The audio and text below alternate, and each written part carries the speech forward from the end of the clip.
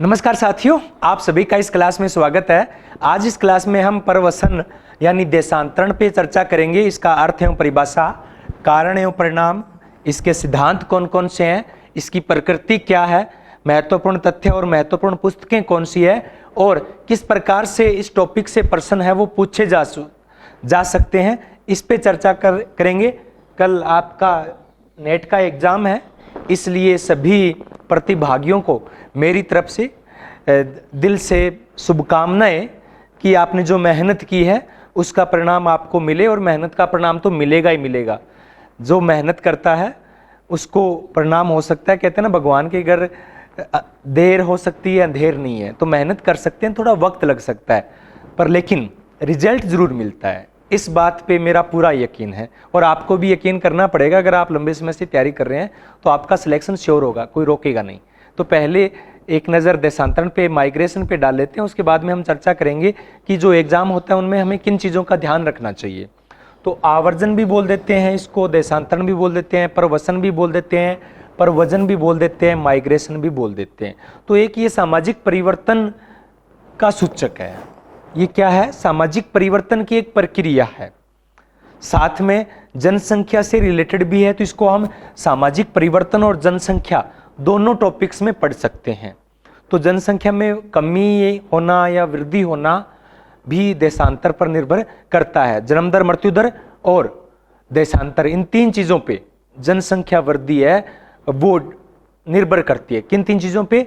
जन्म दर, मृत्यु दर, या जन्म लेंगे, ज़्यादा जन्म लेने वाले होंगे, मरने वाले कम होंगे तो जनसंख्या बढ़ेगी, जाने वाले लोग ज़्यादा होंगे, आने वाले कम होंगे तो जनसंख्या घटेगी। तो ये तीन कारण हैं जो जनसंख्या वृद्धि के लिए उत्तरदायी है। सामाजिक परिवर्तन या सामाजिक गतिशीलता में हम परवर्जन को पढ़ते हैं। इसका अर्थ होता है किसी एक विशेष स्थान से किसी दूसरे स्थान पे जाना या दूसरे स्थान से आना क्या कहलाता है?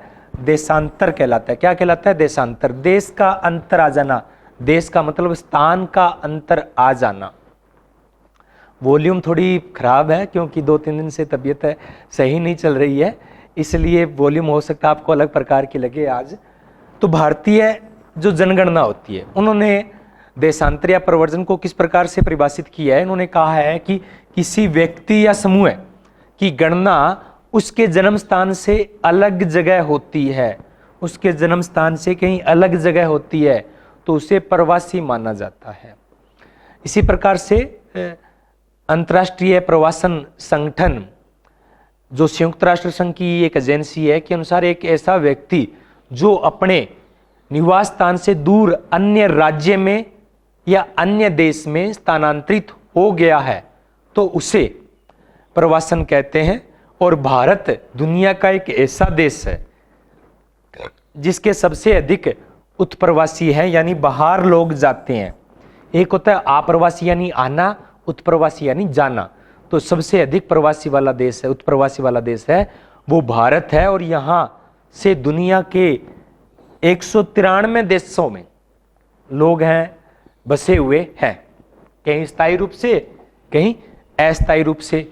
तो इसकी उत्पत्ति के आधार पे या इसको हम दो भागों में बांट सकते हैं। प्रवर्जन को, देशांतर को, माइग्रेशन को हम दो भागों में बांट सकते हैं।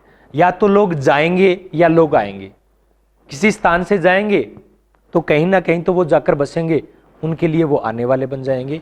तो अन्य स्थान से आकर आना, कहीं किसी स्थान पे आकर बसना क्या कहलाता है?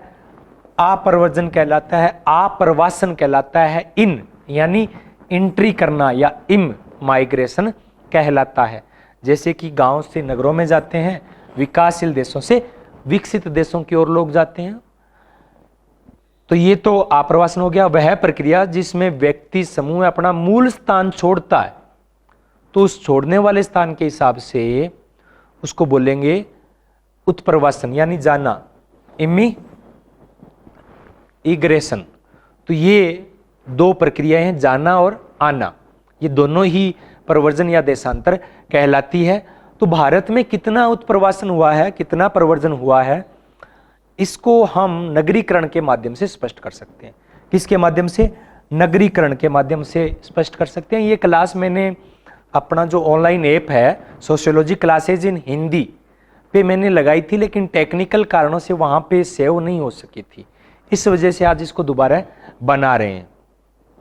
तो बहुत सारी ऐसी क्लासें आपको आगे मिलेगी जो ऐप पे मिलेगी और निःशुल्क रहेगी आपके लिए, तो आप ऐप ज्वाइन करके उन क्लासों को भी ज्वाइन कर सकते हैं। तो भारत में बढ़ता हुआ नगरीकरण प्रवास की प्रकृति को स्पष्ट करता है। क्या करता है? प्रवास की प्रवृत्ति को स्पष्ट करता है। यानी 1921 के अंदर भारत में जो नगरीय जनसंख्या का अनुपात था वो कितना था?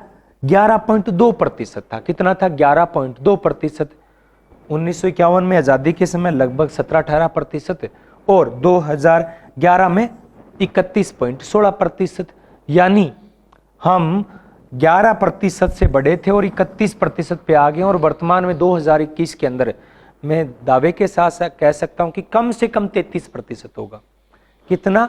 कम से कम 33%। दो चीजों ने नगरीकरण को रोकने का काम किया है। एक नरेगा ने नगरी की दर है वो कम की है, दूसरा जो कोरोना महामारी आई है उसने नगरीकरण की दर को प्रभावित किया है। फिर भी लगभग 33% आबादी है वो नगरों में निवास करती है, यानी 3 गुना बढ़ गया है। कितना? 3 गुना बढ़ गया है। तो इस प्रकार के प्रश्न आएंगे कि निम्न में से कौन सा कथन गलत है? प्रवर्सन है वो पिछले 100 सालों में 3 गुना बढ़ गया है नगरों के अंदर, तो बिल्कुल बढ़ा, ये तो सही बात है। तो इस प्रकार से प्रश्न है वो पूछे जाते हैं, और इससे हम आइडिया लगा सकते हैं कि कितनी बड़ी मात्रा में गांव से लोग शहरों में जाते हैं। आगे है आवर्जन क्यों होता है, इसके कारण क्या है? इन कारणों को हम 2 गुणों में विभाजित कर सकते हैं। इसके 2 विपरीत गुण हैं। कितने हैं? 2 विपरीत गुण हैं, 2 शक्तियां हैं जो प्रवर्सन को नियंत्रित करती है। एक होता है धकेलने वाले कारण, धक्का लगाते हैं, यानी लोग जहां से चले जाते हैं तो जाते क्यों हैं और किसी स्थान पे आते क्यों हैं। तो जाने को तो बोलते हैं प्रतिकर्षण कारक, और आने को बोलते हैं आकर्षक कारक। जाने को बोलते हैं धक्का लगाने वाले कारक, और आने वाले को बोलते हैं खींचने वाले कारक। इसको बोलते हैं पुश, इसको बोलते हैं पुल। तो ये 2 विपरीत शक्तियां हैं, और भारत में नगरीकरण में ये दोनों शक्तियां बराबर जिम्मेवार है। ऐसा नहीं है कि एक ही शक्ति है। अगर किसी को गांव में रोजगार मिल जाए तो वो नगरों में नहीं जाएगा। तो नगरों में रोजगार मिल रहा है वो उसका आकर्षित कारक है, गांव में रोजगार कम हो रहे हैं ये उसका प्रतिकर्षण कारक है। तो इसको हम 2 भागों में बांटते हैं, एक प्रतिकर्षक धक्का लगने वाले, पुश कारक। तो रोजगार का अभाव होना, कृषि उत्पादन में कमी आना, प्राकृतिक आपदाएं किसी स्थान पे विशेष पे अगर गांव में ज्यादा आ रही है, गरीबी गांव में ज्यादा है। हरित क्रांति ने भी जो भूमिहीन श्रमिक थे, तो हरित क्रांति से पहले जो कार्य था वो हाथों से होता था, और हरित क्रांति के आने के बाद यंत्रीकरण बढ़ा, कृषि के अंदर यंत्रों का प्रयोग है वो होने लग गया। इससे क्या हुआ कि जो श्रमिक काम करते थे उनका काम है वो यंत्र करने लगे। अब श्रमिक क्या करेंगे? जो शिल्पकार जातियां थी, जो भूमिहीन श्रमिक थे, उन्होंने क्या कर दिया? वो नगरों की ओर प्रस्थान उन्होंने शुरू कर दिया। कई बार सामाजिक दबाव के कारण भी, क्योंकि गांव के अंदर प्राथमिक समूह की प्रधानता होती है, एक व्यक्ति दूसरे को जानता है। अगर गांव में कुछ ऐसे कोई बात हो जाती है किसी परिवार के साथ, तब वो क्या होता है कि सामाजिकता के कारण, चाहे वो जाति के कारण होती है, कई बार विवाह के कारण हो जाती है, तब वो गांव को छोड़कर दूसरे गांव में चला जाता है या फिर नगरों में चला जाता है। दूसरे कारक हैं आकर्षित करने वाले कारक, खींचने वाले कारक, पुल करने वाले कारक। तो नगरों के अंदर या विकसित देशों के अंदर शिक्षा, चिकित्सा, मनोरंजन, रोजगार के साधन, सामाजिक वातावरण जो कि गांव में नहीं मिलता है, नौकरी, बिजली, सड़क, पानी आदि सब जो बुनियादी सुविधाएं हैं वो आकर्षित करने वाले कारकों की श्रेणी में आते हैं। तो एक प्रश्न आया था एक परीक्षा के अंदर कि नगरीकरण बढ़ने के क्या कारण है, तो प्रतिकर्षण और आकर्षण दोनों कारक उसके लिए उत्तरदायी हैं। अब इसको प्रभावित करने वाले कारक कौन कौन से हैं? तो इन कारकों को हम 4 भागों में, कितने भागों में? 4 भागों में विभाजित कर सकते हैं जो प्रवसन को प्रभावित करते हैं। एक प्राकृतिक या पर्यावरणीय कारक, जिसमें बाढ़, जलवायु, भूकंप, आजीविका के साधन या जो उर्वरक क्षमता है वो कम हो जाना, इन कारणों से नगरीकरण में वृद्धि होती है और गांव से लोग हैं वो बाहर जाते हैं। आर्थिक कारणों में गरीबी है, बेरोजगारी है, औद्योगिक उत्पादन है जो कि नगरों में अधिक मिलते हैं, नौकरी है, नौकरी के लिए भी तो लोग जाते हैं ना बाहर नगरों के अंदर। सबसे बड़ा कारण यही होता है, नौकरी पेशा जो लोग होते हैं वो गाँव के बजाय नगरों में रहना पसंद करते हैं। सामाजिक सांस्कृतिक कारक, इसमें धार्मिक कारक भी हम शामिल कर सकते हैं। तो किंग्सले डेविस ने कहा कि भारत में जो स्त्रियों का प्रव्रजन है उसका प्रमुख कारण विवाह है। क्या है? विवाह है उसका प्रमुख कारण। तो विवाह के कारण जो स्त्रियां हैं वो शहरों की ओर प्रवास है वो उच्च मात्रा में होता है, ऐसा किंग्सले डेविस का मानना है। हो भी सकता है लेकिन इतना बड़ा पैमाना नहीं है जितना किंग्सले डेविस बता रहे हैं। लेकिन हमें तो अगर प्रश्न आ जाए तो किंग्सले डेविस को मानना पड़ेगा। आप अपना खुद का दिमाग मत लगाना है खुद का दिमाग। कहाँ लगाना है? आजकल जो प्रश्न आते हैं वो किस प्रकार के प्रश्न आते हैं? वो प्रश्न आते हैं समझ के आधार पे। किसके आधार पे प्रश्न आते हैं? समझ के आधार पर। तो सामाजिक विचारकों ने क्या कहा उसको आपको समझना है, और अगर किसी सामाजिक थिंकर का कोई सामान्य प्रश्न पूछ लिया जाए फिर अपनी समझ का प्रयोग करना है। तो भारतीय जनता में किंग्सले डेविस ने यह भी कहा कि जो गतिशीलता है वो कम पाई जाती है। क्या है? गतिशीलता है वो बहुत कम पाई जाती है। तो शिक्षा है या शिक्षा के जो केंद्र है या जो तीर्थ स्थान है, धार्मिक स्थान है, वहां पे भी ज्यादातर जो अस्थायी यानी कभी एक महीने का मेला बढ़ता है जैसे कुंभ के अंदर तब क्या होता है वहां पे प्रवास है वो अधिक होता है, या अमरनाथ यात्रा होती है तो वहां प्रवास होता है, या कई बार धार्मिक उत्पीड़न के कारण भी। तो ये सामाजिक सांस्कृतिक कारक है। आगे राजनीतिक कारण। राजनीतिक कारण में कभी किसी को बलात् यानी बलपूर्वक स्थानांतरित कर दिया जाता है, देश निकाला दे दिया जाता है। जब युद्ध हो जाता है या गृह युद्ध हो जाता है उस स्थिति में प्रवास है वो उच्च मात्रा के अंदर होता है।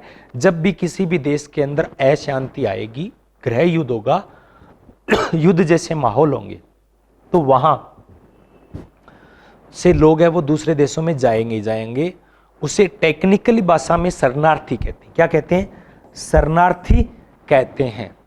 तो अगर शरणार्थी आ गया तो उसको सही उनका उच्चारण तो शरणार्थी होता है, यानी वो दूसरे देश में शरण ले लेते हैं। जैसे कि अभी यूक्रेन के अंदर युद्ध चल रहा है तो यूक्रेन के लोगों ने पोलैंड या जो आसपास के देश हैं उनमें शरण ली है, तो इनको बोलते हैं शरणार्थी।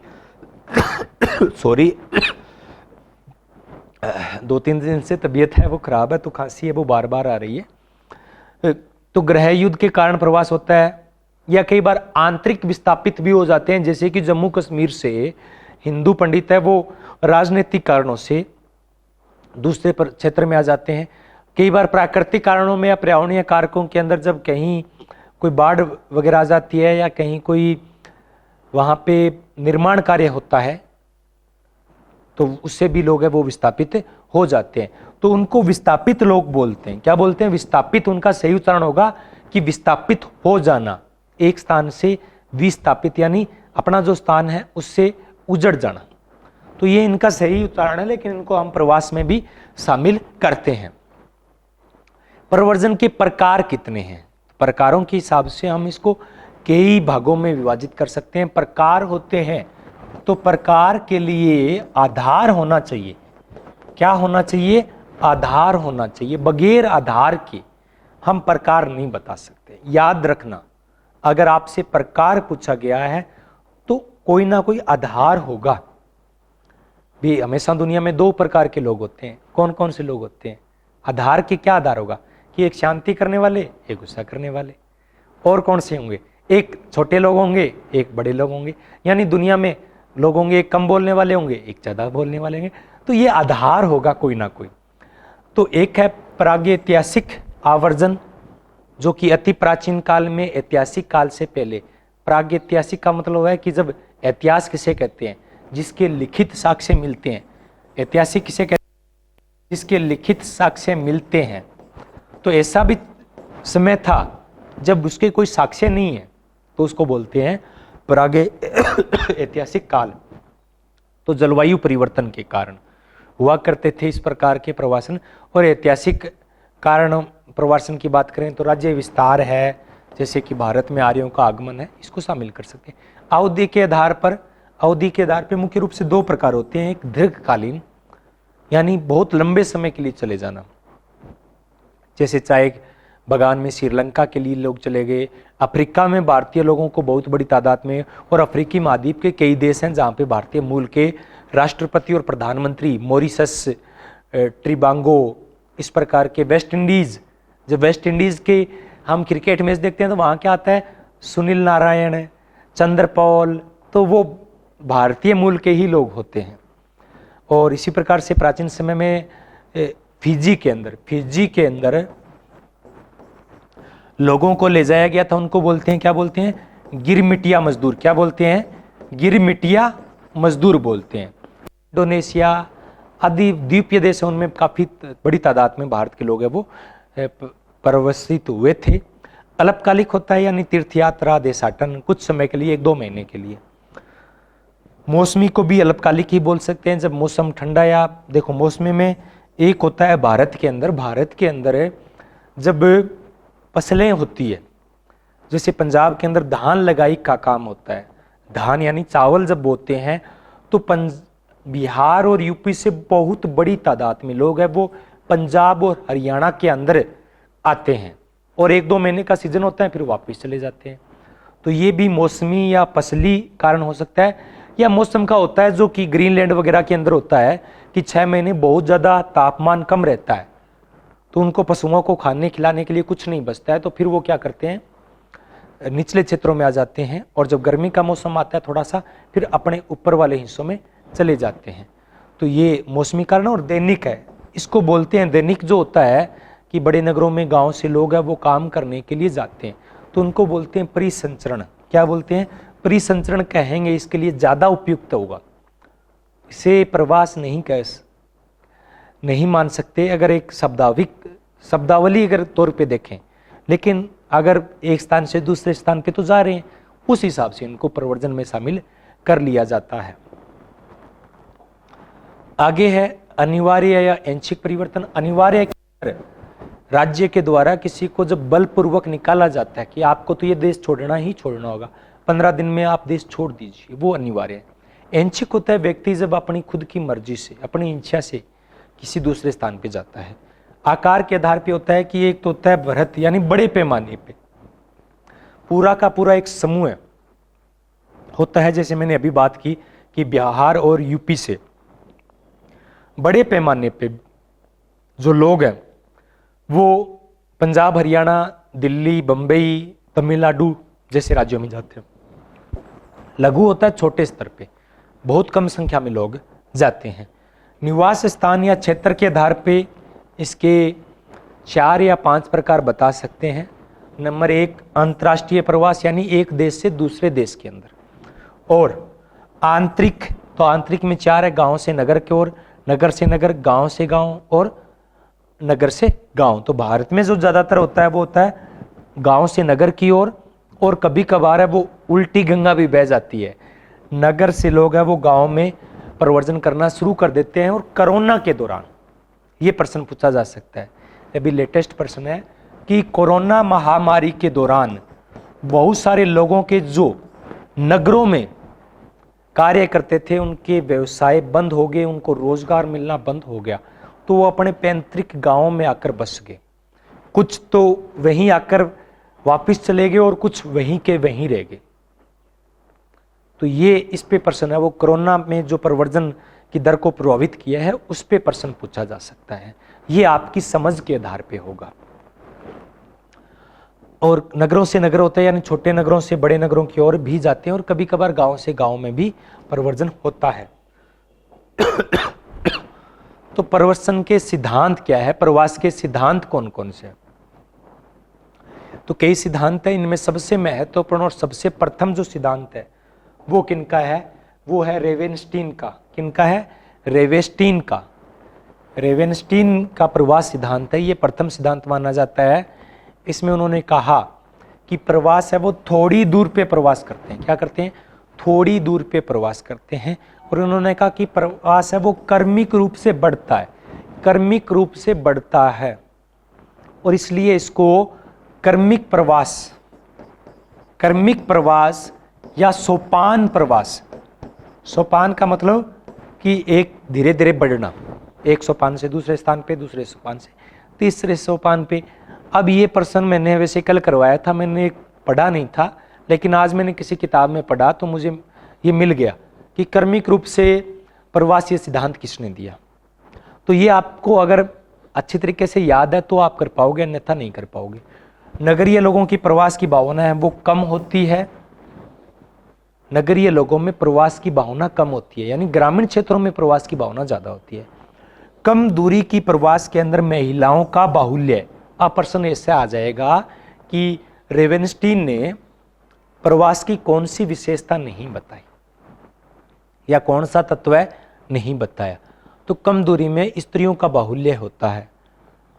प्रौद्योगिकी प्रगति के साथ साथ प्रवास की मात्रा भी बढ़ती है। बड़े नगरों में वृद्धि है वो प्राकृतिक रूप से कम होती है। क्या होती है? प्राकृतिक रूप से कम होती है और प्रवास के कारण अधिक होती है। प्राकृतिक वृद्धि किसे कहते हैं? नगरों की प्राकृतिक वृद्धि किसे कहेंगे? यानी एक नगर के अंदर 100 लोग हैं, एग्जाम्पल के तौर पे ले रहा हूं, बाकी तो 5000 से कम किसी नगर की आबादी होती नहीं है।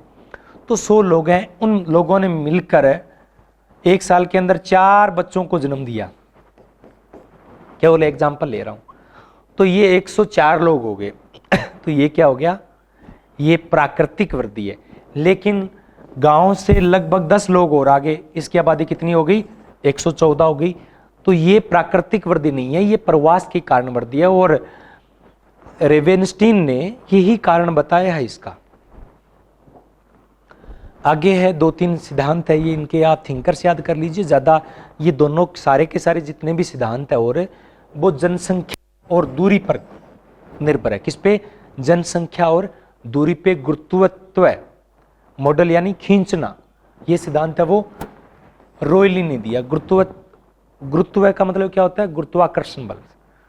तो 2 नगरों के बीच में जो प्रवास है वो जनसंख्या और दूरी पे निर्भर करता है। एक न्यूनतम प्रवास का सिद्धांत ये जिफ ने दिया। किसने दिया? जिफ ने दिया। इसने कहा कि दूरी के आधार पे प्रवास है वो क्या है? कम हो जाता है, विपरीत होता है दूरी के। अंतराली अवसर मॉडल स्टॉपर ने दिया। किसने दिया? स्टॉपर ने दिया। इन्होंने विशेष रूप से जो अवसरों की बात की है, किसकी बात की है? अवसरों की बात की है कि दूरी पर अगर अवसर ज्यादा है तब वहां प्रवर्सन ज्यादा होगा, यानी दूरी पर उपलब्ध अवसर में समान अनुपात है। जेलेंस्की ने क्या कहा? गतिशीलता संक्रमण मॉडल दिया। इन्होंने कहा कि जनसंख्या और प्रवास के अंदर समानता पाई जाती है। गतिशीलता संक्रमण मॉडल इसको कहते हैं। अब अगर हम भारत के अंदर प्रवर्सन की दर को देखें, प्रवर्सन की दर को देखें तो ये ग्रामीण से नगरों की ओर अधिक होता है। क्या होता है? ग्रामीण से नगरों की ओर प्रवर्सन अधिक होता है भारत के अंदर। जिसका कारण क्या है कि गांव के अंदर गरीबी है, कृषि का क्षय हो रहा है, कुटीर उद्योगों का पतन हो रहा है। दूसरी तरफ नगरों में ये सारी चीजें मिलती है। इसे नगरीय आकर्षण या शहरी चमक धमक, ये इसको बोलते हैं सिटी लाइट। क्या बोलेंगे? सिटी लाइट, शहरी चमक धमक के कारण गांव से नगरों की ओर प्रवर्सन वो अधिक होता है। शाही श्रम आयोग के अनुसार कि श्रमिक जो लोग हैं वो नगरीय आकर्षण की वजह से प्रवर्सन नहीं करते हैं, बल्कि रोजगार के लिए करते हैं। क्या करते हैं? रोजगार के लिए करते हैं। वहां पे मुख्य कारण उनका रोजगार होता है। और इसके अलावा शिक्षा, चिकित्सा सुविधाएं तो होती है। और ये भी कहा जाता है कि 3/4 महिलाएं हैं वो वैवाहिक कारणों से प्रवर्सन करती है, ये तो स्वाभाविक सी बात है। विशेष तौर से उत्तर भारत के अंदर 90% या यूं कहें गांव के अंदर उत्तर भारत में 99% महिलाएं प्रवर्सन करती है एक गांव से दूसरे गांव के अंदर। केवल गांव के अंदर 1% महिलाएं हैं जिनकी शादियां उसी गांव के अंदर होता है। और नगरों के अंदर तो देखो 50-50 रहता है, उसी नगर में भी हो सकती है, किसी दूसरे नगर में भी हो सकती है। जितना बड़ा नगर होगा उसी नगर में उसका प्रवर्सन होगा, शादियां होगी। लेकिन दक्षिण भारत में ऐसा नहीं है। दक्षिण भारत में ऐसा नहीं है क्योंकि उत्तरी भारत की जो विवाह की प्रथा है वो गांव बहिर्विवाह है, यानी गांव से बाहर विवाह होते हैं। लेकिन दक्षिण भारत के अंदर गांव के अंदर ही, नातेदारी के अंदर ही विवाह हो जाता है। इसलिए वहां पे 3/4 महिलाएं विवाहिक कारणों से प्रवर्सन नहीं कर सकती। हाँ, पूरे इंडिया का ये आंकड़ा हो सकता है।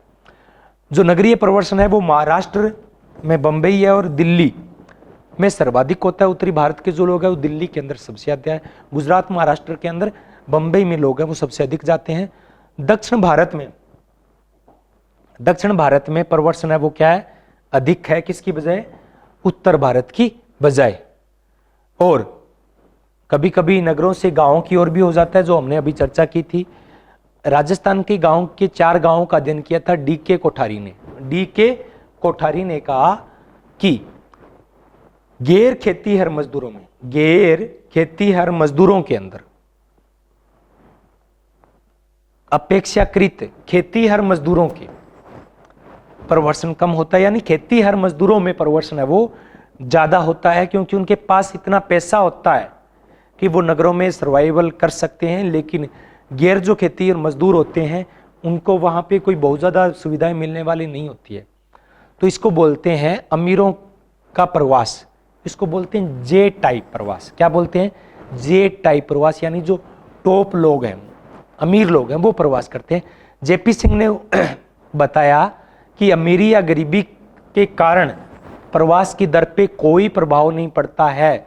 अमीर और गरीब समान रूप से प्रवास करते हैं। इसको बोलते हैं यू टाइप प्रवास, यानी दोनों में समान होता है।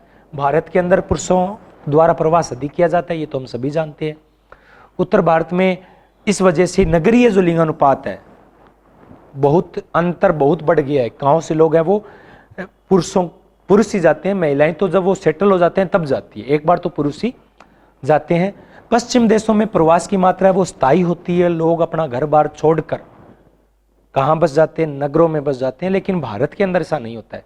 भारत के अंदर, भारत जैसे विकासशील देशों में अस्थायी प्रवास होता है। वो अपने गांव वाले घर को बेचते नहीं है और जरूरत पड़ने पे वापस लौट आते हैं, जैसे कि कोरोना के अंदर किया। राजस्थान के अंदर ऐसे बहुत सारे गांव थे जिनमें आबादी 50% थी, जो नगरों में रहती थी। लेकिन कोरोना की वजह से वो गांव फिर से आबाद हो गए। तो गांव से नगर में होता है, नगर से फिर बड़े नगर में होता है। इस प्रकार के प्रवर्सन को बोलते हैं स्टेप वाइज स्टेप या स्टेप वाइज माइग्रेशन। तो भारत में पुरुष प्रधान और नगरोन्मुख पाया जाता है। दिल्ली के अंदर प्रवासी है वो सबसे अधिक आते हैं और सबसे अधिक जो प्रवासी हैं वो किसके हैं? यूपी और बिहार से जो लोग हैं वो पंजाब, हरियाणा के अंदर, दिल्ली के अंदर, महाराष्ट्र के अंदर और तमिलनाडु के अंदर जाते हैं। और इस वजह से कई बार हम समाचारों में सुनते हैं कि यूपी या बिहार से जो लोग जाते हैं मुंबई के अंदर, तो मराठी मानुष की बात करके उनके साथ अन्याय किया जाता है। अभी तमिलनाडु में किसी ने अफवाह फैला दी कि ये तो कम मजदूरी पे काम कर लेते हैं, इसलिए इनको यहाँ से भगाओ। तो उस वजह से सरकार को वहाँ पे रिपोर्ट काम करनी पड़ी। लेकिन प्रवर्सन क्यों होता है? जहाँ रोजगार, इससे क्या होता है कि जहाँ रोजगार ज़्यादा होता है, जहाँ श्रमिकों की अधिक आवश्यकता होती है, वहाँ होता है। और अभी मैं कुछ न्यूज़पेपर में पढ़ रहा था कि प्रवर्सन के कारण, हाँ, तमिलनाडु का ही पढ़ रहा था कि 90% फैक्ट्रियां वो बंद हो गई। 90% फैक्ट्रियां बंद हो गई क्योंकि वहां से जो उत्तर प्रदेश और बिहार के जो लोग थे वो वापस आ गए, रोजगार बंद हो गया। तो ऐसी परिस्थितियों का सामना करना पड़ता है। तो प्रवर्सन कभी भी किसी के लिए नुकसानदायक नहीं होता है, ये सबके बेनिफिट के लिए होता है और ये मजबूरी में होता है। कोई अपना देश को छोड़कर राजी नहीं होता है मजबूरी के कारण। हो सकता है कुछ लोग जो स्वैच्छिक होता है या अपनी इच्छा से या सुविधाओं के लिए जाते हैं, लेकिन भारत के अंदर जो उत्तर प्रदेश और बिहार से जो लोग जाते हैं वो अपनी इच्छा से नहीं जाते, मजबूरी बस जाते हैं। उनके पास रोजगार का अभाव होता है। और रोजगार का अभाव क्यों होता है?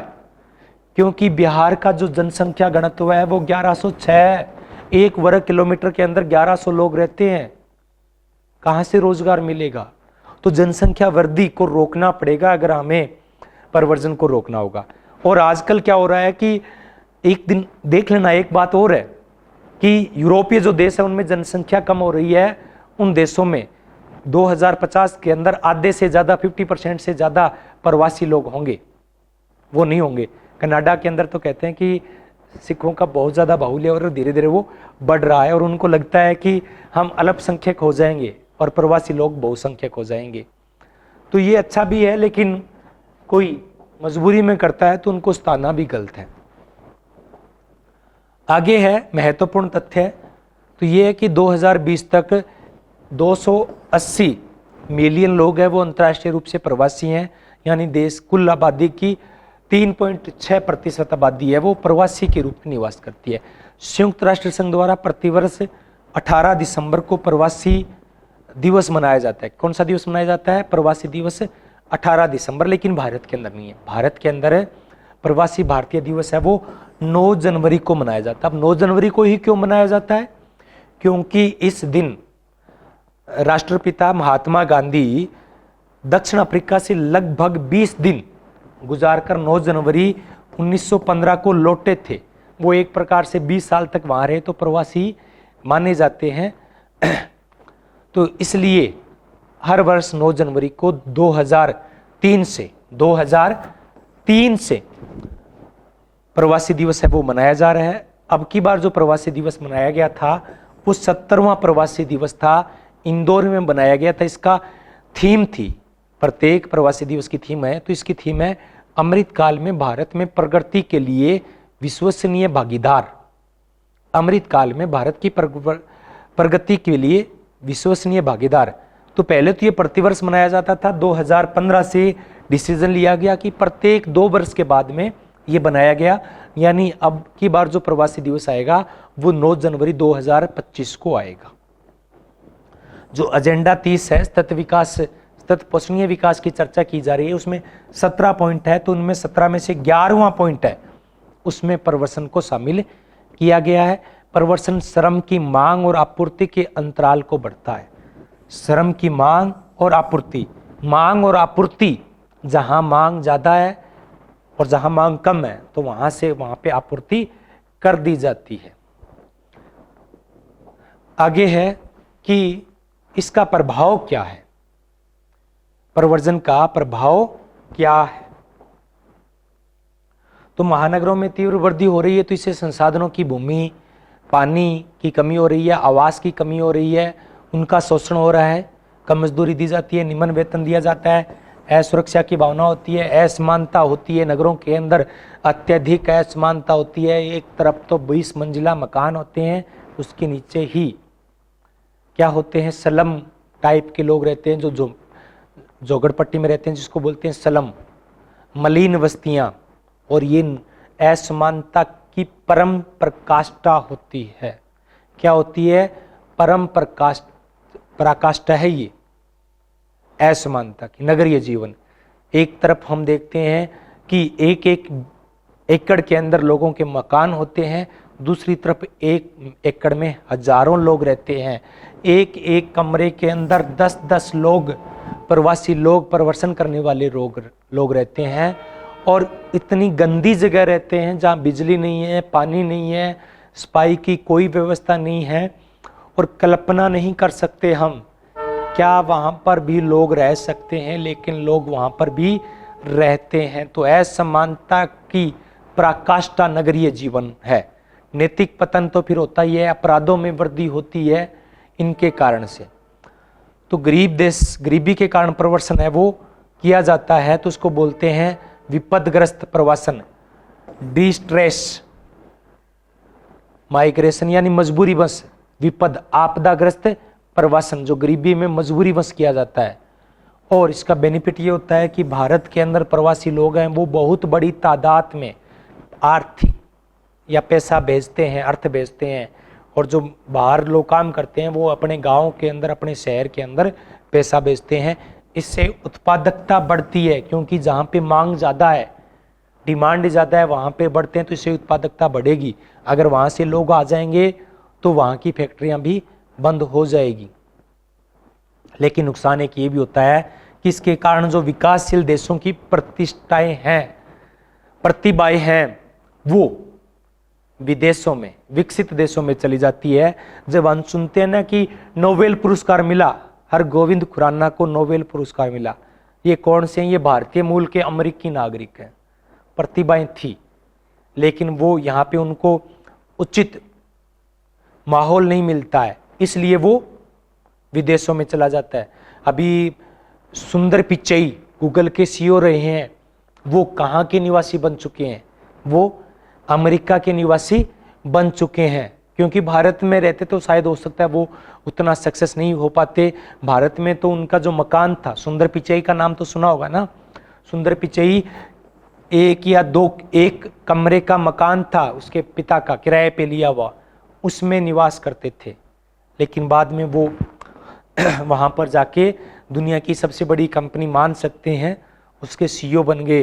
तो एक बात इससे हमें सबक ये मिलता है कि सुंदर पिचई जो एक छोटे से एक किराए के कमरे में रहते थे, उनका परिवार, और वो आज दुनिया के बहुत बड़े व्यक्ति बन गए हैं। तो हम भी बन सकते हैं। प्रतिभाएं सब में होती है, उनको उभारना हमारा काम होता है। प्रतिभा सब में छिपी होती है, किसी में प्रतिभा कम या ज़्यादा नहीं होता है, उसको पहचानना जरूरी होता है और उसको आत्मविश्वास के साथ दूसरे के सामने प्रकट करना भी जरूरी होता है। तो प्रतिभाएं हैं वो सुविधाओं की मोहताज नहीं होती है, लेकिन खुद पे विश्वास होना चाहिए, आत्मविश्वास होना चाहिए और मेहनत होनी चाहिए। तो इसका एग्जाम्पल है वो सुंदर पिचई से बढ़कर नहीं हो सकता, जो एक छोटे से मकान में आज तो वो चाहें तो कितने ही एकड़ में अपना मकान बना सकते हैं। उनकी कोई पहचान नहीं थी, आज बहुत बड़ी पहचान है। तो कॉन्फिडेंस, आत्मविश्वास जरूरी है और योग्यता की पहचान होनी जरूरी है। हर व्यक्ति के अंदर कोई ना कोई ऐसी योग्यता होती है, तो उस योग्यता को पहचानना है और आत्मविश्वास बनाना है। आत्मविश्वास से बढ़कर और कोई चीज हो नहीं सकती। अगर आपका खुद पे विश्वास नहीं है, आत्मविश्वास यानी स्वयं में विश्वास, तो दूसरे लोग आपका विश्वास क्यों करेंगे? आत्मविश्वास प्रगति के लिए, सफलता के लिए सबसे जरूरी चीज है। जब खुद पे लोग अपना विश्वास, हम खुद पे अपना विश्वास नहीं करेंगे तो दूसरे लोग अपने पे विश्वास क्यों करेंगे? मैं अपनी कहानी बताता हूं। मैं स्कूल लेक्चरर के तौर पे जब पहली बार गया था, तब मुझमें कॉन्फिडेंस बिल्कुल भी नहीं था। और मैं जब प्रेयर के सामने 800 बच्चे थे, छठी से 12वीं तक के स्कूल में, जब पहली बार बच्चों को संबोधित कर रहा था, तब 6ठी क्लास का बच्चा बाद में मुझसे बोलता है कि सर आपके पैर क्यों कांप रहे थे? तो उस समय कॉन्फिडेंस नहीं था, लेकिन धीरे धीरे हम जब प्रैक्टिकल चीजें करते हैं, उस चीज को बारंबार करते हैं, तो कॉन्फिडेंस आता है। तो हमें ये सब लेके चलना है, अपनी कॉन्फिडेंस को, अपनी जो मूल ताकत है उसको पहचानना है और उस पर मेहनत करनी है, और फिर तो कोई दुनिया की ताकत रोक थोड़ी सकेगी अपने आप को। तो प्रतिभाएं पलायन करती है, तो पलायन ना करके हम उसी स्थान पर रहकर भी चाहे तो उसको उकेर सकते हैं, उसको दुनिया के सामने प्रकट कर सकते हैं। और आजकल तो सोशल मीडिया ने वो माध्यम दिया है, सब ये कर सकते हैं। तो नगर नियोजन के जरिए जो अत्यधिक नगरीकरण हो रहा है, प्रवर्सन हो रहा है, इससे हम करके इसकी जो नुकसान है, इसके जो प्रभाव, नकारात्मक प्रभाव है, क्योंकि दोनों प्रभाव होते हैं, सकारात्मक और नकारात्मक, तो दोनों को हम नकारात्मक प्रभावों से बच सकते हैं। अगर इसकी प्रमुख पुस्तकों की चर्चा करें तो patterns of rural urban migration in India, JP Singh की पुस्तक है। इसी प्रकार की एक पुस्तक और है, patterns of rural urban migration, A case study of 4 village in Rajasthan D के कोठारी, दोनों लगभग सेम है लेकिन थोड़ा सा अंतर है। इसमें इन इंडिया शब्द का प्रयोग हुआ है, वो जेपी सिंह की है। Migration from an Indian village, एक गांव से परवर्सन, उर्सुला शर्मा की है। The population of India and Pakistan, Kingsley Davis की पुस्तक है। तो ये हमारी आज की क्लास थी। कल यूजीसी नेट का एग्जाम है, तो एक बार पुनः उन सभी कैंडिडेट्स को, अभ्यर्थियों को मेरी तरफ से हार्दिक शुभकामनाएं। और बार बार प्रयास आपको करना पड़ेगा, और अगर मेहनत है तो पहले प्रयास में ही आपका सिलेक्शन है वो हो जाएगा। और मैं एक ही बात कहता हूँ कि आप, अगर आपकी एज है तो आप नेट का ना सोचें, आप जेआरएफ का टारगेट लेके चलें। जेआरएफ का टारगेट लेके चलेंगे, जेआरएफ आपकी हो जाएगी। फिर 8 साल तक आपको आर्थिक संबल मिल जाएगा, आप आराम से अपनी तैयारी कर सकते हैं। 2 साल जेआरएफ होती है, फिर 3 साल एसएफआरएफ होती है, फिर 3 साल पीडीएफ होती है। तो 8 साल तक आपको स्कॉलरशिप मिलती रहेगी। तो इसलिए अगर आपकी एज है तो आप जेआरएफ का टारगेट लेके चले।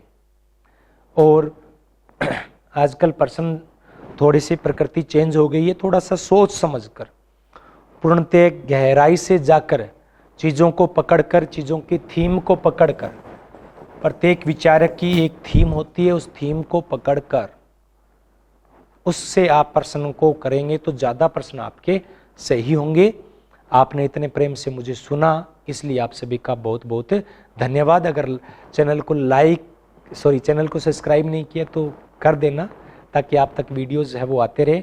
आपके लाइक और कमेंट से मोटिवेशन मिलता है, फिर हम और बड़ी संख्या में वीडियोस हैं वो लाएंगे आपके लिए। लेकिन अभी रेगुलर वीडियोस अब नहीं आएंगे, रेगुलर वीडियोस है वो ऐप पे स्टार्ट करेंगे। धन्यवाद।